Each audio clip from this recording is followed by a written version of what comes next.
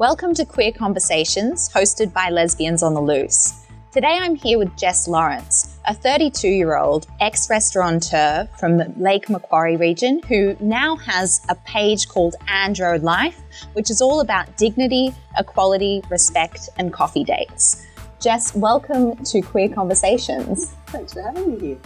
I'd like to start by asking you about this page, Andro Life. What does Andro actually mean? So, Andro Life, to me, is all about being who I am. So, Andro Life, androgyny, it's you don't have to be a boy, you don't have to be a girl. I personally identify as female, but I like looking like a tomboy. So it's pretty much to me just another word for tomboy.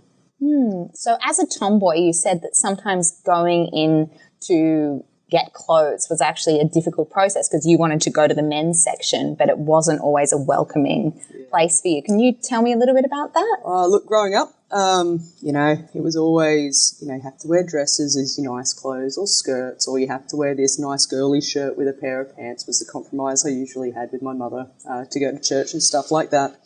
And as I grew older, I knew the look I wanted, which was your basic shirt, jeans, tomboy look. I'd watch the boys at school and go, I want to wear what they're wearing, uniforms, the works. As I got older, I still wanted to wear the boys' stuff, and it wasn't until I met one of my girlfriend at the time, who was quite a bit older than me, and she said it's okay, basically, to, shop in these men's clothes, and sent me off to go buy some shirts. And the first time I walked in there, it was basically, what are you doing here?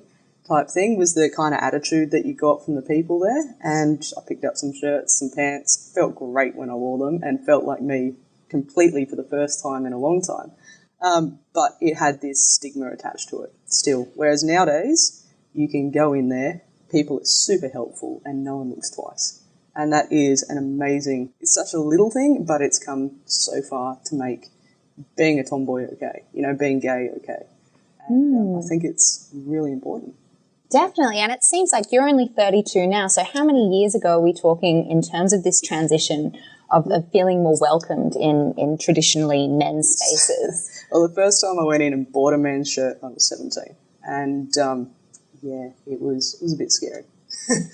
Definitely scary. So it's not a long period of time, but the society in general has come so far in that period of time.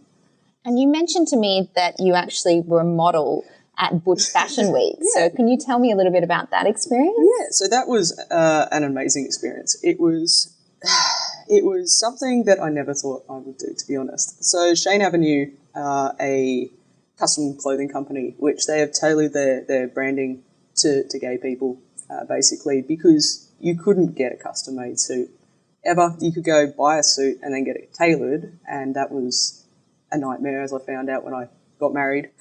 It's a nightmare to do. But Shane Avenue, you walk in there and they literally measure you up. They make the most comfortable experience, and then suddenly you get this suit that fits you perfectly.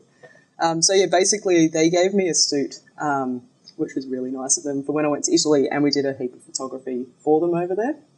And they were featured as the head designers in Butch Fashion Week, and they asked me to come and model a suit for them. And walking that catwalk, I've never felt so comfortable being me, or ever felt an atmosphere and environment like it. Like there was 25 community models. There was also 4 different clothing designers, and all featured being butch, being gay, being tomboys. It's all good, and the experience was amazing. If someone had said to me 10 years ago that would happen, I would have laughed at them and gone, "Can't get stuffed."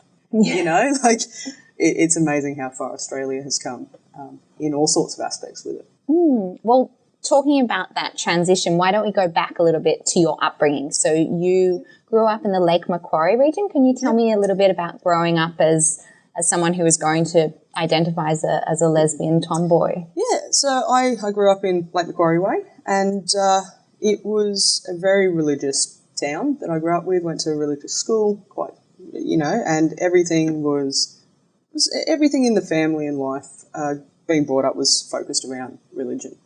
And from about the age of 14 or 15, I knew that there was something different with me. I tried, having a boyfriend thing in high school, didn't feel right. You know, there was nothing there. And, I kissed a girl one day. Actually, she kissed me.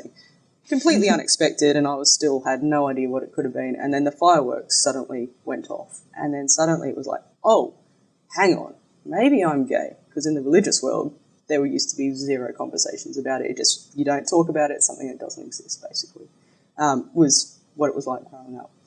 And so coming out was pretty rough for everyone involved, and it's something that I will quite happily never do again, to be honest. Yeah. And but yeah, compared to now living, like I moved away once I finished my high school certificate. What's it called? HSC, that's what I'm looking for, and tried to figure out who I was and how I fitted in the world, basically. I ended up moving back in that area a few years later. Yeah, it's amazing just in those few years how much the society had changed and how much my perception of them, and by me being okay with myself, didn't really care what they thought. It was their problem, not mine. And then, so I've lived there now for another 10 years, and just really enjoyed watching people's mind shifts change. So tell me about this process over time. You said that you've been a big advocate. You've been openly gay in the community. Do you think that's been important in the mind shift of some people who've been quite religious in that community? Like I do and I don't. I think, like I said, society in general has shifted its views, which is fantastic. But going to the small town syndrome, I walked down the main street of there when I'd come out fairly new, and someone who I'd known beforehand quite well and I had classed as a mate spat at me as I was walking down the street. And so I crossed to the other side of the road and went, what the hell is going on here? Like, is being gay really that bad? Like, I get why people commit suicide when they come out, because of the response that a lot of people get, that you just go from being a normal person in, growing up to suddenly there's this thing that's slightly different from everyone else, and then you're treated like a leper. You feel like a leper. You feel like you're not good enough. And I think that the younger generation these days are really lucky that they don't have that stigmatism anywhere near as what the generations before me had. And, hey, my generation was easier than the previous generations as well.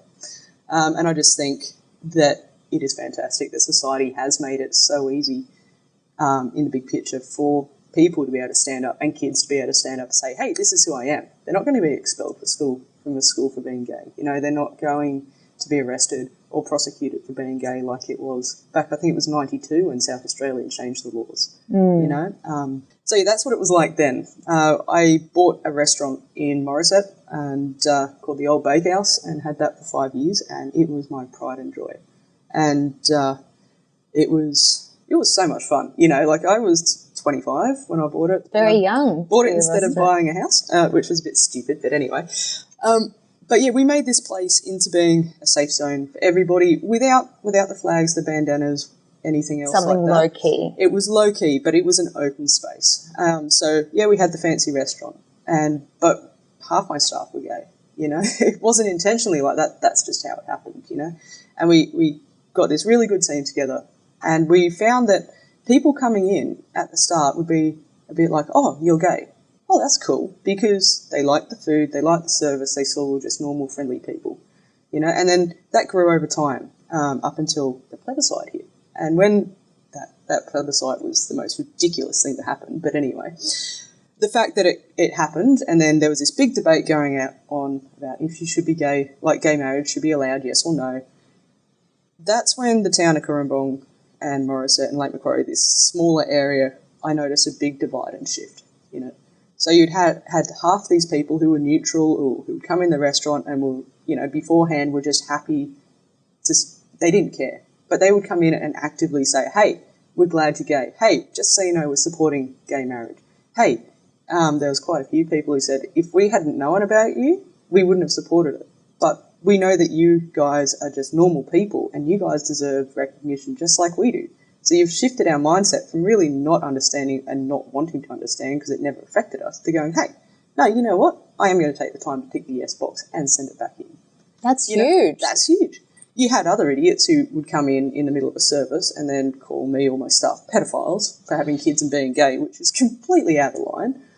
But, I was lucky enough that when that happened, during a full service, there was other customers who stood up and absolutely had a go at them, which I never expected that to happen 10 years ago in the same community. So the shift in that was massive. So yeah, I must admit, after the pedophile incident, we did go buy some rainbow flags and hang them out the front and just be like really clear that it's not tolerated in the zone. The big shift is there, and it is continually happening. And I can honestly say I haven't been spat on walking down the street since that event. Well, that's a relief. That you have to say nice. It is disturbing, but that it's not happening is great. Yeah. I guess it seems like just the visibility of having you there as a restaurant owner and someone who the public can talk to normalizes that. I was thinking about, in your time as a restaurateur, you must have come across a lot of people within the community, older than you, younger than you. Do you have a lot of intergenerational friendships, whether they're young people or old people? Yeah, so like I've got some friends that I had from when I was younger who were older than me, and they were fantastic. You know, it would be, I was young, searching, trying to work out who I was. I did some stupid shit, as most people did, you know, around that age group. And they helped really throw me on the straight and narrow and direct me into being a decent person. And I really appreciate that. And that's when I was younger. But when I had the restaurant, there was this group of older gay women who would come in for their 50th birthday or the 60th birthday, and they would come in as the group for all the special events. And honestly, they were some of my most favourite customers, to see them in there and happy, and they would come and, hey Jess, how you going? Or how's things going? How's your kid? And they were living their best lives. They would make a point of coming to our restaurant to support us as well, but they also always treated me as part of the group, even though technically they just, you know, were customers. I never felt like a customer-client relationship. I always felt part of their events, you know, and they're amazing. They're great, and I have a lot of respect for them. And they would tell me some of the stories and stuff that they would deal with when they were coming out and growing up, and how different it was. And, you know, 2 of them were married to men who were gay because they had to hide it, you know. Yeah. And so there was this little 2 couples that the boys were together and the girls were together, but no one could know that. You know, like, how lucky are we that we don't have to do anything like that in Australia? Yeah, it's still happening overseas. I think there's certain countries that's still got a long way to come, but we are pretty lucky in Australia to get as far as we've come. So definitely. Yeah. On the subject of marriage, you yourself were married in New Zealand? Yeah, I did get married in New Zealand. Sadly, we went our separate ways a few years later, but I think that's a learning curve in life. And what year were you married in New Zealand? 2014. Wow. Do the maths there. So, yeah, and that was just when the marriage act had passed in New Zealand, and we actually won the wedding, which was fantastic. And we were planning on getting married there anyway, but it all just kind of fell into place, and it was fantastic. It's a shame that we went our separate ways down the track, but, you know, every relationship has ups and downs, and that's life. But you have a child from that marriage, and you now have 3 children? Yeah, so I have a beautiful daughter called Piper, who's 5 years old. I've also got 2 awesome stepkids in my current relationship. We've been together for about 3 and a bit years. So I've got a 6-year-old stepson called Charlie. Then I've got the 5-year-old Piper, and then I've got a stepdaughter who's 4, almost 5, called Milan. And I wouldn't change it for the world, you know, 3 kids. Someone had said to me 10 years ago, you're going to have 3 kids. I was like, no way, you know. Yeah. But now I wouldn't change it for anything. It's fantastic. Well, what's the experience of raising 3 kids in a same-sex relationship in a small town? Yeah, it's good. Look, I like it now. Even going back to like when my daughter Piper was born in 2015, we're at the hospital. My wife at the time was in labour, and the hospital wouldn't let me make any decisions in regards to anything that was happening. Her mum was outside to make those decisions until the hospital's lawyer could turn up with a piece of paper where Kate would sign it and I would sign it that authorised me to do it, regardless of the fact that we were married, we'd been together for years and everything else.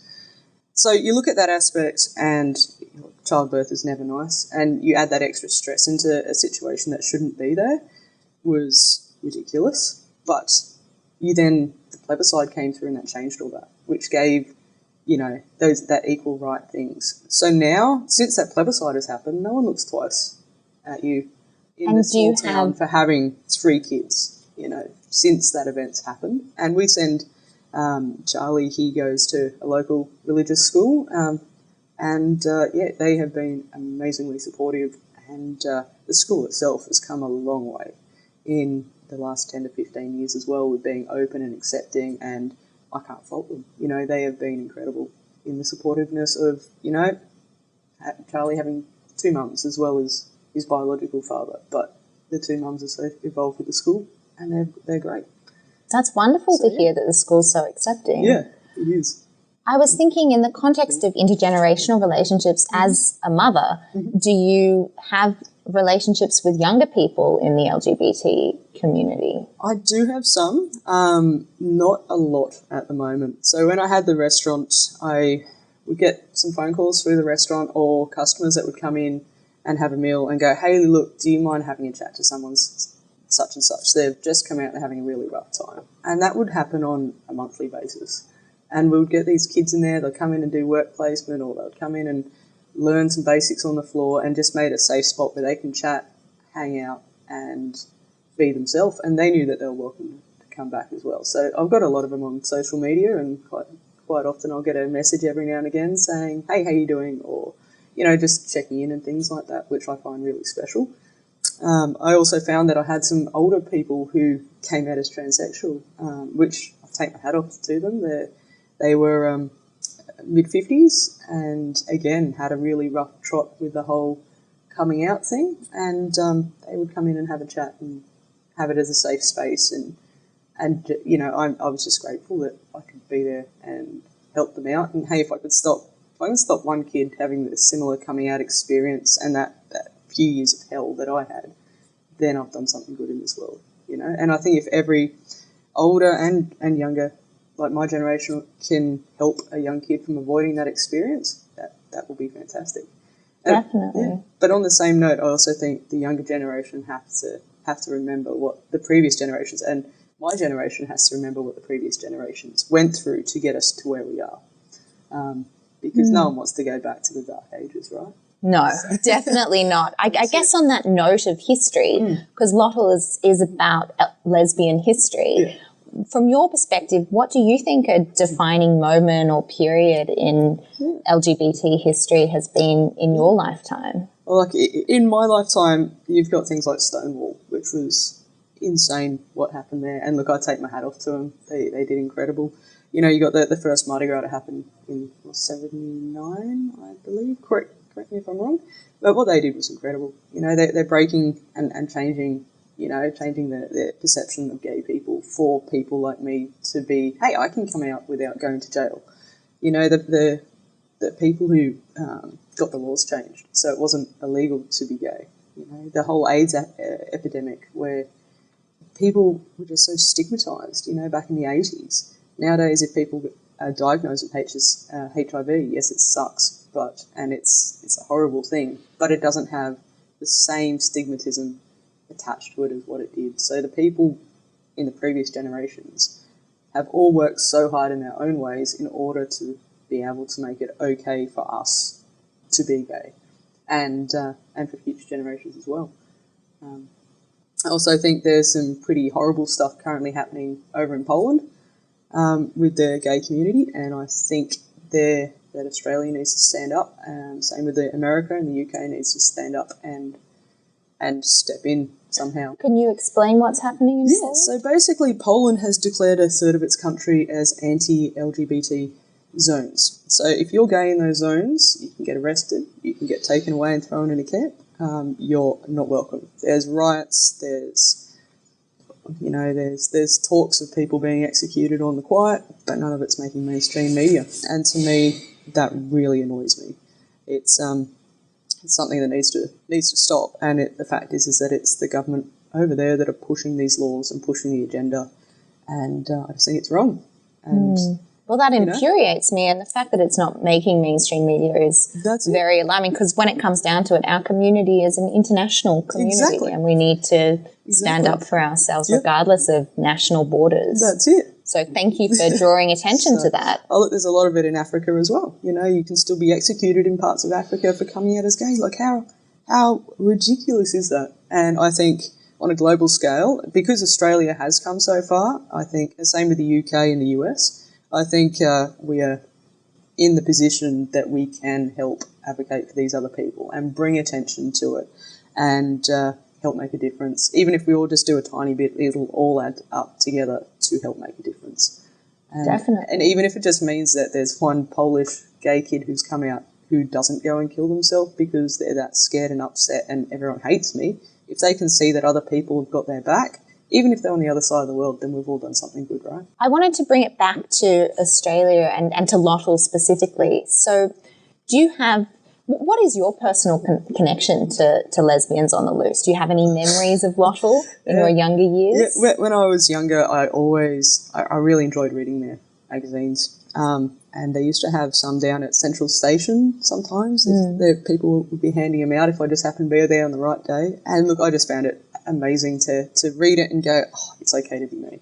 And look, I was broke at the time, and every now and again I'd get one, and it just like gave you this sense of belonging and a sense of peace. And it was, I have a lot of respect for them, and I think what they've done is amazing.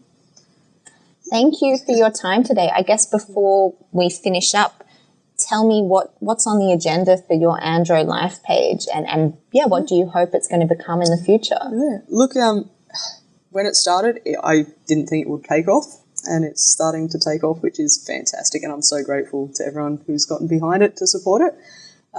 Hopefully we can keep getting some brands on board and keep doing cool things to bring awareness. And that is the end goal. So we're working on some videos at the moment, but COVID put a little bit of a delay on that one. It's a bit hard to travel when you weren't allowed to travel. So hopefully get those finished up. We're actually going off to WA in a couple of months' time, and we're going to do a touring trip back, and hopefully if people are watching the page, they'll see some cool pictures pop up and hopefully a few cool videos as well of just being me. So awesome. It's fine to be yourself. Yeah, keep doing what you're doing, Jess. It's been a pleasure to talk to you. Oh, thank you. It's been a pleasure being here. Thanks for hanging out with us. If you like our content, follow us and check out our website, LOTL.com, to learn more.